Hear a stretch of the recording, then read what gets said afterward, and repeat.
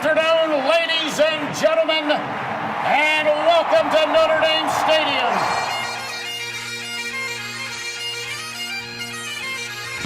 Zibikowski trying to get to the outside. He has blockers in front. Tom Zibikowski, along the beat, shakes him off to the 5 and touchdown. And now it is down. It is over. And the Irish have knocked off number 1 Clemson. Brady Quinn looking, pump fakes, he rolls to the near side, throws it, it's caught by Samaja, inside the 20, inside the 10, he's going in, Notre Dame has scored! Jones is the back, he's got it again, and Jones a lot of room, Tony Jones makes a cut, gets a block, and scores! Is that the play that will seal the playoff bid for Fighting Irish? Welcome to Sons of Saturday Irish. I'm Tyler Wojciak alongside Luke Smith, and today we're going to be talking about Notre Dame's 28-20 victory over the formerly 16th ranked BYU Cougars in Las Vegas.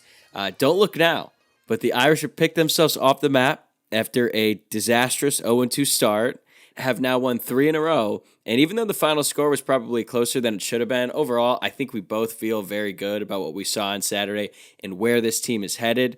Apologies for the delay in getting this episode up, by the way. This season, we've tried to record on Sunday mornings to get our immediate reactions out there as soon as possible following the game, but with Luke's travel back from Las Vegas and my own upcoming travel for work these next 2 weekends, we won't be able to release our recap episodes until late Monday night, at least for the next few weeks, but we'll keep you updated on that going forward. We'll continue to release our game previews every Thursday for the rest of the season, though, and we're hoping to have one of our favorite guests on this Thursday show, so keep an eye out for that as well. Before we get going here, we ask that you please like this video and subscribe to our channel if you haven't already, and rate, review, and subscribe wherever you listen to podcasts. We really appreciate all the new listeners and viewers that have joined us this season. It's been great to see the audience grow, and your support makes the show better, so we really appreciate it.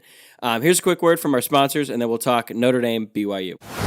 The NFL action is in full swing at DraftKings Sportsbook, an official sports betting partner of the NFL. We're talking touchdowns, big plays, and even bigger wins. New customers can bet just $5 on any NFL team to win and get $200 in free bets if they do. Check this out. In addition to the usual bets, everyone can boost their winnings with DraftKings stepped-up same-game parlays. All right, let's check in on our picks from last week. It didn't go so well. We managed to go 0-2 this past Sunday. The Lions, they got housed by the Pats, so they didn't cover +3, and the Eagles weren't able to cover -5 against the Cardinals either. Hopefully our picks this week are a little bit better. We'll let you hear those on Thursday, but yeah, this was not a great week. Big bounce back week for us.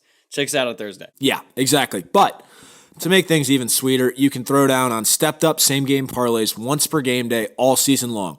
Download the DraftKings Sportsbook app now and use promo code SOS to get $200 in free bets if your team wins when you place a $5 bet on any football game. That's code SOS only at DraftKings Sportsbook, an official sports betting partner of the NFL. Minimum age and eligibility restrictions apply. See show notes for details. This episode is sponsored by Haas Company, a lifestyle brand that's about being the best version of yourself. Be the Haas. The Haas lives life without reservations, without doubt, and ready to answer the call each and every day. Check out their website at bethehaas.com and use promo code SONS for 15% off on your next order. Check them out. This episode is also supported by Rhoback. Shop game-changing active wear with Rhoback for those who crave activity. Use the promo code SONSND, that's SONSND, to get 20% off your next order in the entire store at Rhoback.com. But we encourage all of our listeners to check out the Shamrock Polo, which would look great on Irish fans everywhere. That's promo code SONSND at RHOBACK.com. All right, Luke, you were in Vegas all weekend long. I had a lot of FOMO. Tell us all about it. It was a great weekend. I still am not really completely sold on why people love Vegas so much, but I had a fun time. I think I spent just the amount of right time in there. I guess it wasn't even 48 hours, but that's all I really needed. It was good to see a lot of people I hadn't seen in a long time. I will say the game itself too, that stadium is as advertised. It's awesome. It was an awesome atmosphere in the stadium. It felt like a playoff game in the stadium, to be honest. And frankly, it actually probably felt better than any playoff game Notre Dame's played in because of how those games have gone. But BYU fans, I really got to hand it to them. They brought a lot of noise, but so did Notre Dame fans. It would be nice to see that continue this week against Stanford. I won't hold my breath for that because Notre Dame Stadium seems to take it out of everybody. But awesome weekend, and I don't need to go back there anytime soon. I think I'm scheduled to go back there in March. That probably is too soon. But anyways, great time. Are you going to be there for March Madness? Yeah, for a bachelor party. So I don't really want to do that, but that's supposed to be the best weekend in Vegas, dude. I think that's going to be awesome. No, I know, and if my friend whose bachelor party is listening to this, I will be there. But right now, I have no desire to want to be there. That's definitely fair. Post Vegas, I don't think anyone's in a real hurry to get back there. And honestly, if you are, you're a sicko. And yes, somebody fainted on my flight back yesterday. I thought they died at first, but it was only a faint, thankfully. But they had to bring the paramedics on, and I think I still felt worse than that woman. So. Damn. Did you do Vegas right? Did you faint or not on the plane ride home? It looked awesome on TV. It really was a rowdy atmosphere. They showed on the broadcast the light show in between the third and fourth quarter, which honestly wasn't an ideal time for Notre Dame because I think that's when they were starting to lose their grip on the momentum. But I think I said in the preview, I expected it to be like 60-40. Like Notre Dame fans obviously showing up more than BYU, but what do you think it was after being there on Saturday? I think I was still probably closer to my estimation of 70-30, and honestly, it might have been a little bit more in the casinos and like different Vegas venues themselves. You saw, shockingly, absolutely no BYU fans. But it was funny. I actually I did see a pretty good T-shirt from a BYU fan. Like they're basically calling it the End of Independence Tour, which I kind of forgot that they're actually joining a conference next year, right? With the Big 12. So that was funny. But if you noticed, there were a decent amount of BYU fans there, but they were all in the upper deck. And that stadium feels like it seats more than 62,000 people, even though that's all it is. It felt bigger, but that's really not that big. But they were all up there, so Notre Dame did a great job for once of just putting away fans far away from the action and just kind of screwing them, and which I saw a lot of complaints from BYU fans on Twitter about the experience, which, buddy, it's a home game. I don't know what to tell you. Yeah. So, but anyways, yeah, it was a cool atmosphere. Yeah, it looked really cool. Also, I got to say, this must be a thing with the Shamrock Series uniforms, or at least most of them. The way they look on the players in the actual game, for the most part, was usually way better. I'm thinking of the Yankees pinstripe ones. I mean, those could not have been worse. I thought those looked a lot better in person. These Shamrock Series uniforms, I think we both liked them. We didn't love them. I thought they looked cool as hell in the stadium. Yeah, and honestly, I liked what they did with the end zone design, too. It was a little bit different than normal. So really well-planned weekend from Notre Dame's part, and obviously it's a lot more fun when you win, and I'm sure we'll get into that now. But, yeah, great weekend. Again, don't need to go back there anytime soon. Last bit on the Shamrock Series. So next year the Lambeau year? Next year's Dublin. Okay, right, duh. So next year is Dublin. I think I'll actually be at that one, hopefully. My family's 0 for 2 on Dublin trips. This is the third one we have booked. Hopefully this one goes well. And then, 2024 is Lambeau, I think. And then hopefully... I think that might be 2026. Damn, I guess I'm just hopeful because I was hopeful as well, but I think it's in a couple years. All right, well, that's disappointing. Well, hopefully we'll get back to Vegas and I can get there. As for the actual game, though, there's plenty of good and bad that we could discuss. But when you look at this game now that a couple days have passed, what's your main takeaway from Saturday? I think just how quickly the tune can change from week to week. In this sport, perhaps more so than any other sport. I mean, you go back a couple weeks, there were a lot of people out there, and I was one of them for sure, saying Drew Pyne had no business being on a college football field. Now the conversation is, should Drew Pyne have started game 1 against Ohio State, and were we doing the wrong thing playing Tyler Buckner all along?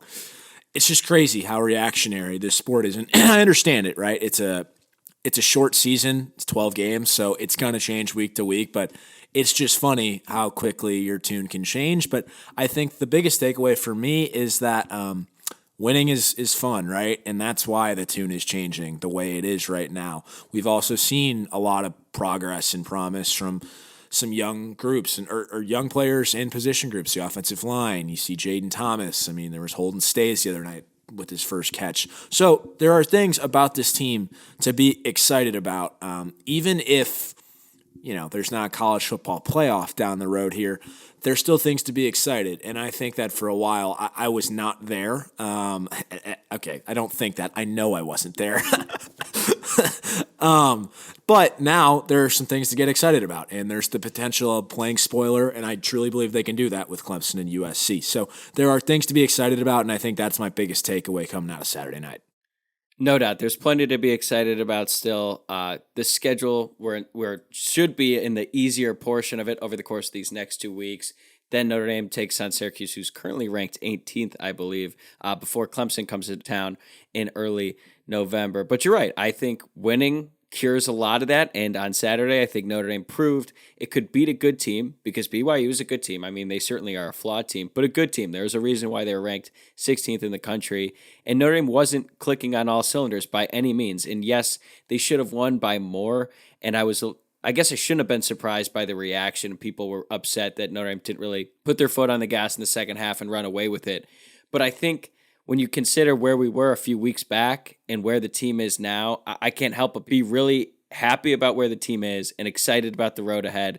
And on Saturday, dude, that was one of the most stressful days of my entire life. In addition to the Notre Dame BYU game, I had to suffer through 14 innings of scoreless postseason baseball with my Cleveland Guardians. So then I had to do that and then run it back at night with Notre Dame BYU. So yeah, I was stressing out more than probably anyone listening, just considering the day I had. But I was really happy with the effort overall. And yeah, I mean, there's some things that they can improve upon, but I feel a lot better about this team now than I did a month ago.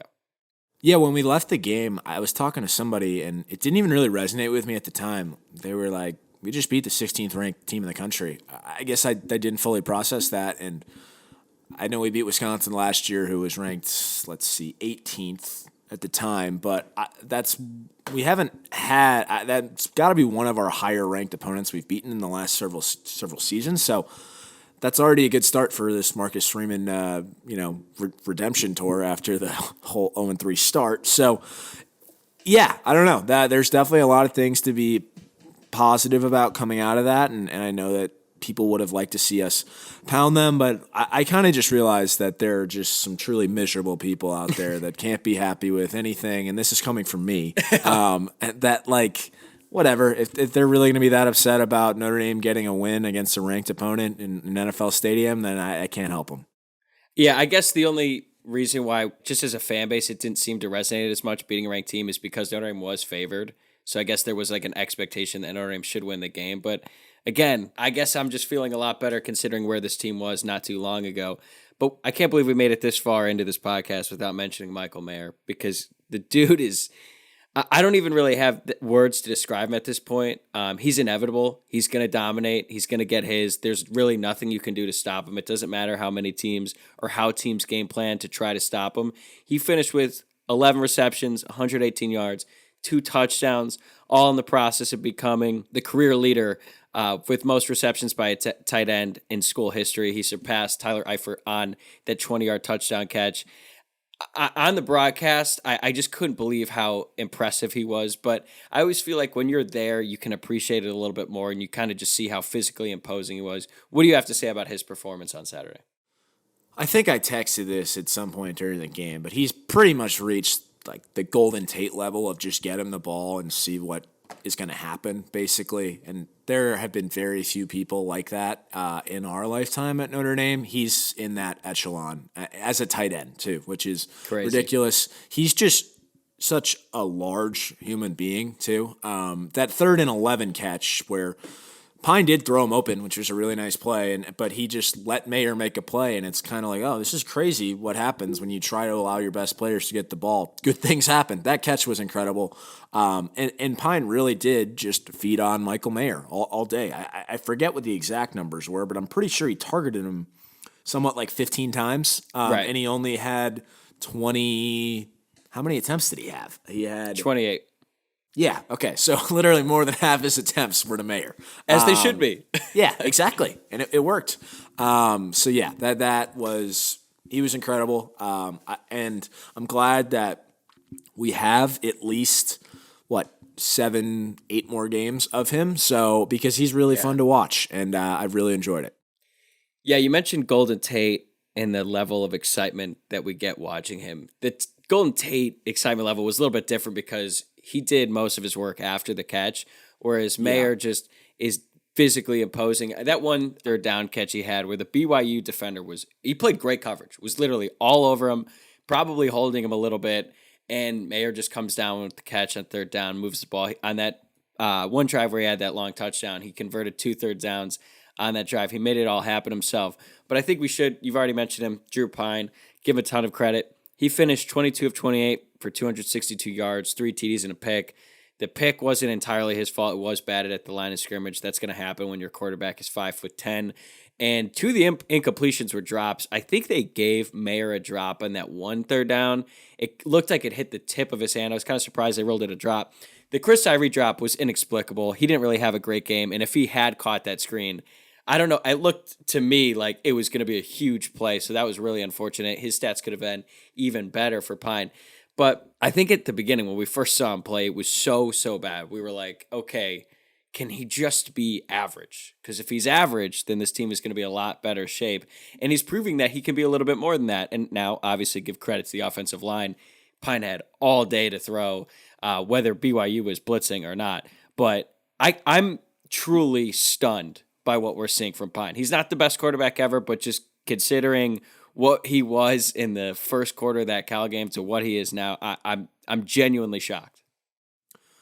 Yeah, I mean, I clearly didn't see it coming. I'm not pretty sure. I know I said for a fact after the Marshall game that this offense is going to be unwatchable with him at quarterback. So I was saying we should run Wildcat, so you're certainly not alone. Now, a lot of credit goes to Tommy Rees and the offensive line. Tommy Rees for putting Drew Pyne in positions to succeed. And it's funny how that's not really the thing getting talked about. It's just that we actually fucked up in the first place by not starting him instead of Tyler Buckner from the fan base. Just saying. Interesting that nobody wants to give Tommy Rees credit and they're still complaining about his red zone play calling, which whatever. But yeah, he's been very good the last 2 games once you take out the first quarter of the North Carolina game. And there's no reason not to be excited about that. And there's no reason to think that can't continue against a pretty awful Stanford team this coming weekend. So, and then UNLV after that. So, yeah, his stat line is pretty ridiculous over the last several games, and it's been fun to watch. One other Michael Mayer stat, by the way, which I sent this to you earlier, and I want this to I think this puts some really good perspective around what he's done. He's now second among active FBS tight ends in career receptions. First is Brent Kuth at Utah. He's got 148 catches in 51 games. Michael Mayer has 146 catches. Third is Sam Laporta with 125 catches. Sam Laporta's done that in 40 games. As I mentioned, the guy from Utah has 2 more catches than Mayer in 51 games. Mayer has done that in 29 games. That is pretty ridiculous. It's remarkable, and I think he's just going to destroy everyone else in stats because with Pyne at quarterback, he's going to keep force-feeding Mayer, as he should. And as long as he can stay healthy, we might see some just absolutely ludicrous numbers for a tight end to put up in modern college football. But he's that good, and he's that sort of safety net for Pyne. And I think with Pyne, the confidence that he gains, like as he's hitting Mayer, as he's converting these third downs, because that's another thing. Notre Dame finished 11 of 16 on third downs. I think Mayer was responsible for like 5 of them. And they started 0 for 2. Exactly. Yeah. So you have that, and it just makes you feel so much better about yourself if you're Pyne. And, you know, it wasn't just him either. Estime and Logan Diggs had great games at running back. They were so close to eclipsing 100 yards. Neither of them did. Estime had 14 carries for 97 yards. 74 of those yards came after contact, which isn't really surprising when you see Estime and how he runs out there. Logan Diggs, I would say best game of his career at Notre Dame. He finished with 17 carries for 93 yards. It's 5.5 yards per carry. But more important than the stats, one thing that he's really struggled with at Notre Dame has been running in between the tackles, and people, myself included, have been frustrated with the way he's just bounces things outside so quickly, even when they don't have to. And he's a great runner in space. I'm not saying he's not, but sometimes he forces it, and it leads to some negative plays.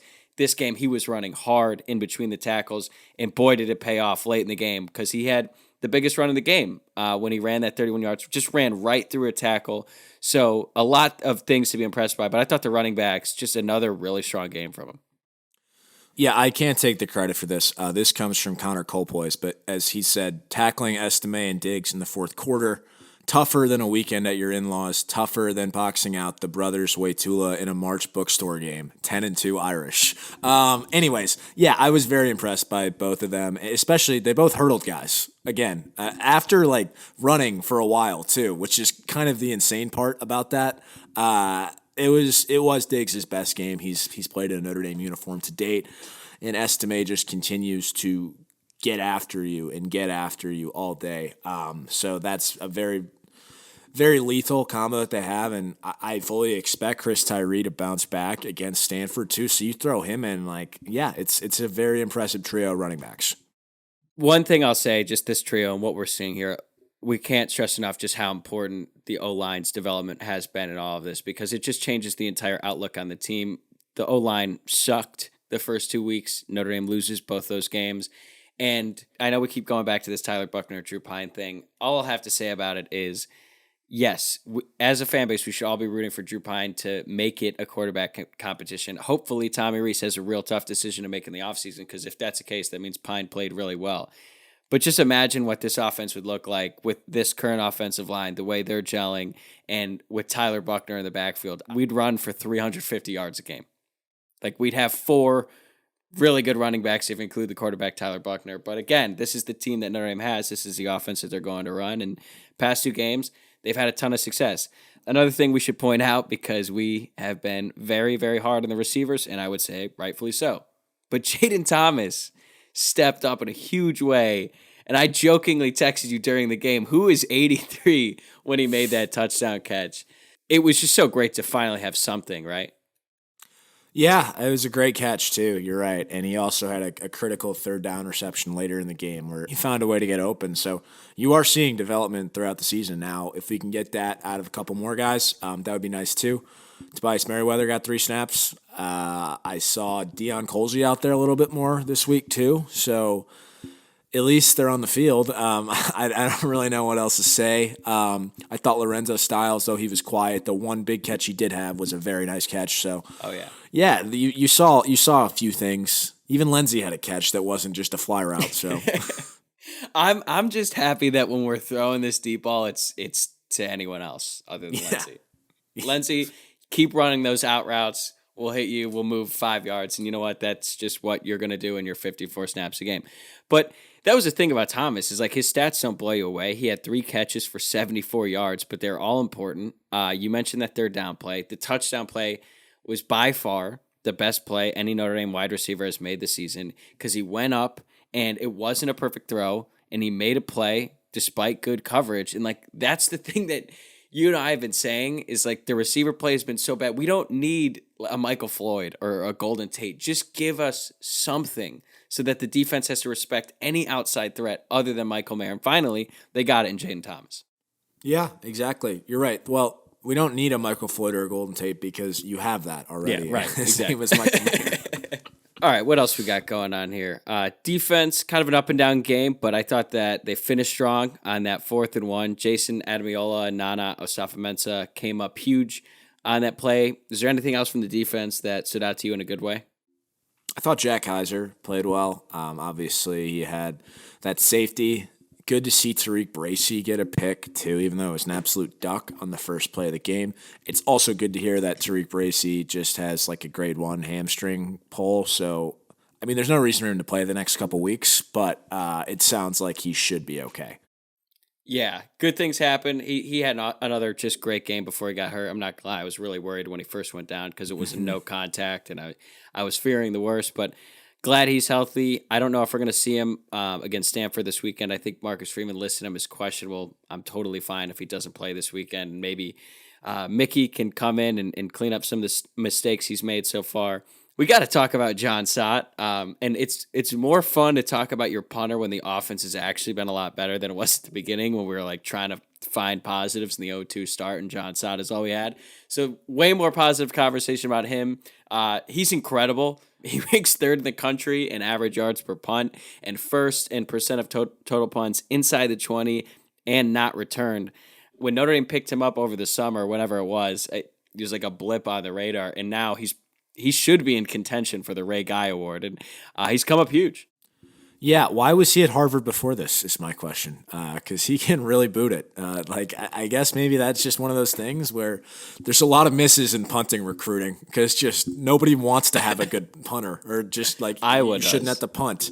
But I'll take it. He's been very good. He's been very good, and if he keeps this up, I'm serious, he might actually win the Ray Guy Award. And yeah, it's kind of hilarious just how nails he's become, and it's really good to see. Yeah, I mean, also Blake Groupie just drills I know it was a chip shot, but it made it huge. A 8-point game. That was critical. That little midget just drilled one from short and made them. They were going to have to score and get a 2-point conversion. So shout out to him as well. I'm not gonna lie. I was not super confident in that moment. I don't know why. I guess it was just the way things are going, but I was not feeling that he was. Now I get that. And he did. So give a credit to him. And then it made that last drive a lot. Well, I was still very anxious watching that, but a little bit less because Notre Dame was up by 8. There was no way they could lose on that possession. All right, let's go to the negatives. There's a few that we could choose from, but the one that stands out to me is just another blown coverage. It just makes me wonder, like, what does Notre Dame have with their DBs? Because I think they're good, and for the most part, they play well. And then there was another play in this game. You're like, what the hell happened? They gave up that 53-yard touchdown. We obviously saw a few of those against North Carolina. So what do you make of these chunk plays that Notre Dame's DBs have been giving up these past few weeks?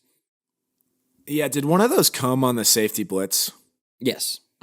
So they should probably stop doing that is my takeaway. Yeah, the blitzing from depth is not really working.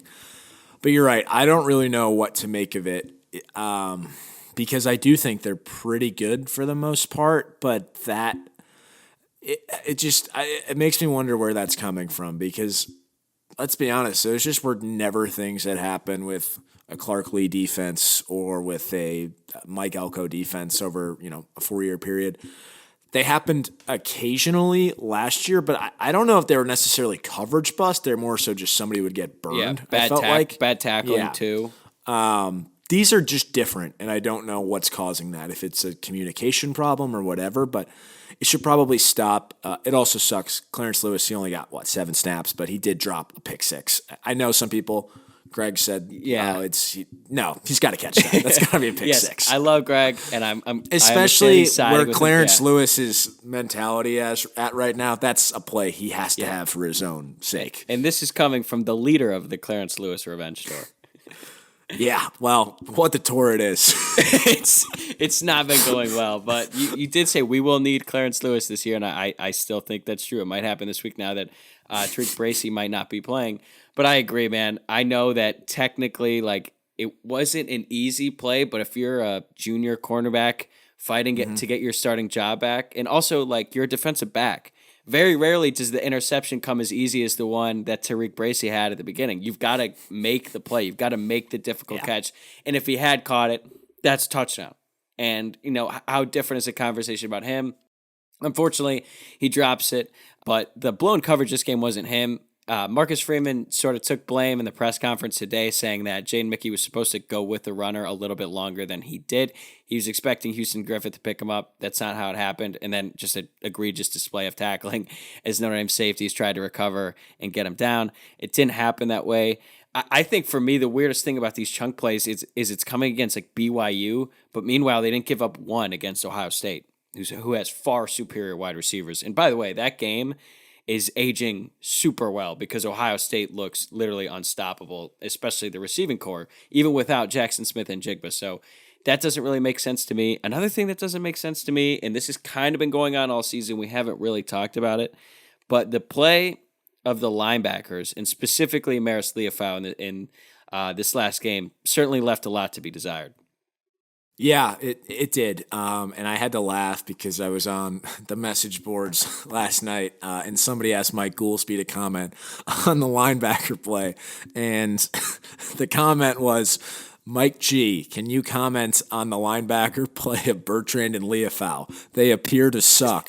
That's the nicest way of saying these guys suck. Not they do suck, they appear to suck. So that leaves open the possibility that they might not actually suck. That's how it looks. Yeah, and I won't get all the way into what Goolsby said. If you want to find out, then subscribe to Blue and Gold Illustrated. But he literally said, I'm done with Marist. They got to stop catering to him. Like, Collie needs to play now, which is crazy, I thought, because they asked Marcus Freeman about Prince Collie today in his press conference, which we didn't mention. He also had a sack of his own in that game, but he basically said he just needs to keep practicing well, and then he'll get more snaps. But yeah, Marist has not been very good this year, and I don't know if he's just not healthy or whatever it is, but it's not the game breaker that we thought we were getting in him. I just don't know what's going on, and yeah, I mean, Bertrand has not been, outside of the targeting, he's been not really that impressive this year. I think the only guy that's kind of given them anything is Jack Kaiser. Obviously, Bo Bauer, he did have one really nice stop the other night, but then I don't know if he got hurt on that again because we didn't see him again after that. So I don't know what's going on. It was weird because Bo Bauer got the start and then he only finished with 6 snaps. He did come up huge. He filled the hole, had a great tackle one-on-one in the gap. It was really impressive. But then, yeah, we didn't see him the rest of the game. And it's just so weird because the conversation about the linebackers going into the season was so high. Like Al Golden was talking about how he's never encountered a smarter group of college linebackers than this group. And, you know, they bring James Laurinaitis, like a legendary college linebacker, onto the coaching staff. So they basically have 3 linebacker coaches with James Laurinaitis as a GA, but working with that group. Al Golden coaching the linebackers, and Marcus Freeman is the head coach, but he coached the linebackers last year. So wasn't Al Washington the linebackers coach? Yeah, at Ohio State. Yeah. But that wasn't his natural position. That's kind of why he got fired. Yeah. Or at least not retained. I don't know if they officially called it a firing, but you get the point. Another area of concern was the D-line, and specifically the interior D-line. Since our last episode, defensive tackle Jacob Lacey announced his intentions to transfer from Notre Dame. He's going to redshirt the rest of the season to preserve this year of eligibility. Just really tough situation overall, considering 2 weeks ago, or a little bit longer than that, but against Cal, he had 2 sacks in that game. And by all accounts, he's a great guy. When I first heard it, I was genuinely shocked by it. But then I guess it makes sense because his snap count decreased every week since that game. Gabe Rubio is starting to play a little bit more than him, and he's a freshman, so he might have seen the writing on the wall and realized he's not going to start. So he wanted to go somewhere else where he can, and I get that. But then that comes out a couple days before, and then we find out on Saturday that Howard Cross has an ankle injury, and all of a sudden, Notre Dame's giving up a lot on the ground to a team who wasn't particularly good at running the ball coming into it. BYU's getting 6.1 yards per play and 5.5 yards per rush. So what did you make of the performance from the D-line? Well, yeah, Lacey probably doesn't transfer if Cross sprains his ankle a few days earlier. Because he's a starter then. I know. That's crazy to think about. But, yeah, I mean, yeah, you saw Gabe Rubio in there. I thought he got 20-something snaps, which is a lot. I wasn't blown away by anything he did. I didn't think he was terrible by any means, although on that last touchdown run, he did get blown off the ball and sent right into J.D. Bertrand, which is why the second level of the defense got wiped out. But, yeah, I don't really know what I make of that. Hopefully Howard Cross is back this week. It sounds like he will be, and I don't know how much we're really going to learn against Stanford anyways. Actually, I shouldn't say that. The last time I said I don't know how much we're going to learn. But I'm not overly concerned. I think that's something that should be shored up because, frankly, Notre Dame has been pretty good against the run this year. So I just might chalk that up to an anomaly, and hopefully Howard Cross gets back. Yeah, and the weird thing is, even though Lacey wasn't starting, the team rotates so much. I would say almost to a fault. Like Isaiah Foskey only played on 27 out of the 43 snaps. I know you want to rotate and keep guys fresh, but like Isaiah Foskey is far and away the best player on that defense. I feel like he should be out there a little bit more, but that wasn't the case. He wasn't out there for some key plays late in the game. I don't know if he was hurt or dealing with something, but we'll see how that changes going forward. I think that's it on the defense, though. The red zone offense left a lot to be desired as well. They finished 3 of 4 in the red zone. I know a lot of fans have been frustrated with Notre Dame on 4th and 1, 3rd and 1. It hasn't been great. Estime got stuffed. I didn't like the play call to run that tunnel screen to Mayer, so I get all that. But overall, what did you think of the red zone offense? Yeah, I don't know. I mean, I didn't really have a ton of problems with what they were calling down there. I just thought they needed to execute better. Obviously, the 4th and 1, I think we learned that Drew Pyne made the wrong read on it. It was actually an RPO. So, whatever, because they'd actually been kind of pretty good in the red zone prior to that game. I think they were operating at a pretty high clip. So I think they're still like 38th in the country in red zone scoring offense. So that's not terrible. So yeah, that's kind of all I have on the offense. We talked about Chris Tyree, who did not have a great game. I think he may have been a little bit banged up. Hopefully that's nothing serious, but I guess we'll see moving forward. All right, I think that's it on BYU. Obviously, later this week we'll come out with our full Stanford preview. But as it stands, as we sit here today and talk about the Stanford game and how much it's changed, I just gotta ask, like, why is this a night game? Can we flex it? We should have that ability. You know what I mean?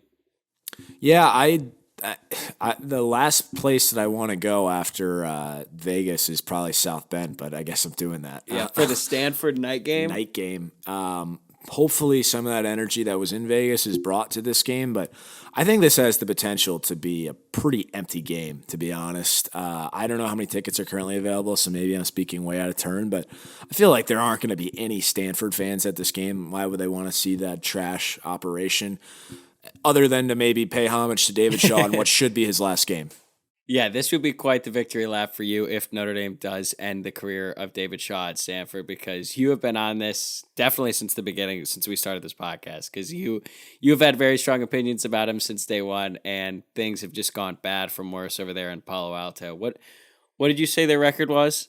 1-12 in their last 13 games, something like that. Oh, since they beat Oregon. You're right. Exactly. They win a top 10 game, and then they win one game out of the next 13.